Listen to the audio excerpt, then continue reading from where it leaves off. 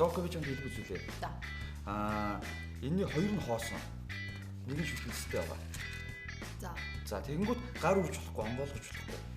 Тэгэд аль шүтэнцтэйг нь олоорой. За. За аль нь? Хурж болох. Sorry. За. Аль шүтэнцтэй? За энэ тэгвэл. Энэ биш байна. Энэ биш дээ. Oh my god. За дахиад нэг. За нэг л хөдөлгөө. Уу ямар юм бэ нэ? Үе. Ядамэ.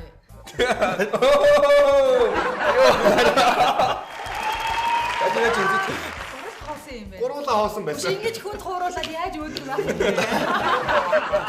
Тэгэхээр баасан гаргийн үчиг юу н хэрхэн өнгөрүүлж болох вэ? Эцэг үед. Заал авч явах, сакс тоглож болно. Энэ хүн хураалаа. Миний хувьд ингээл ажиллаа хийгээл өнгөрүүлж байна. Ер нь зүгээр үзэгчтэй уриалж байгаа юм да. Санаа өгч юм тийм ээ.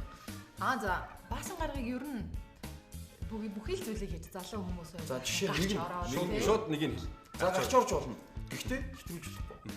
Тэдгээс үедээ бол жолооны ард бүрд сууж болохгүй. За сакс тоглож байна. Ер нь амьдралын бүх юмыг тааруулаад хэрэглэх юм бол хүн бүхэн хүснээрээ сайн сайхан энийг юм садаалтайгаа явдаг шүү дээ.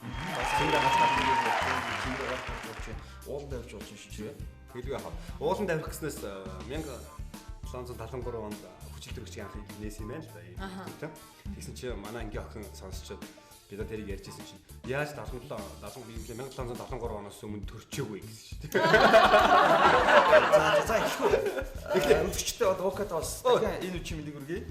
За баярлалаа. Ажлаа үчи мэдэг үргэе. Дарах шиг сууж байгаа юм. За явтаа. Бас нэр ихлээ. Бид хоёр ихлүүд ингэж басна.